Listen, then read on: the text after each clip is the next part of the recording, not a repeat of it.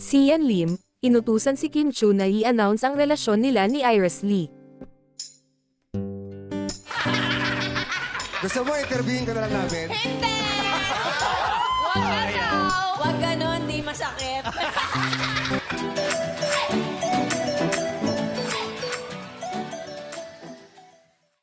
Marami ang nag-abang kung ano ang magiging reaksyon ng TV host actress na si Kim Chu matapos ang naging revelasyon ng kanyang ex-boyfriend na si Sian Lim.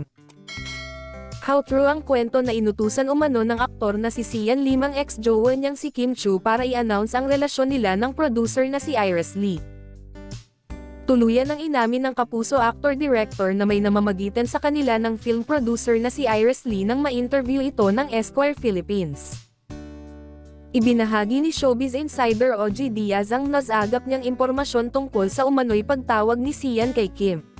Tumawag daw itong si Sian Lim kay Kim Chu na karating lang sa akin to, ha? Sabi niya, Kim, pwede mo nang aminin, ha, na mayroon na akong girlfriend, kwento ni OG. Naloka si Kim, ako ang mag-a-announce na may girlfriend na ang ex ko.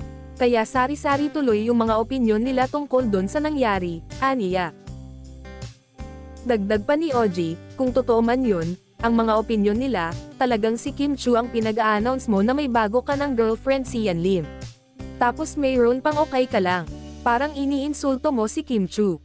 Matatanda ang nagsalita na si Sian kaugnay sa real score nila ni Iris Lee nang maitampok siya sa isang lifestyle magazine. Samantala, naging sentro ng asaran at kulitan ng It's Showtime host si Kim.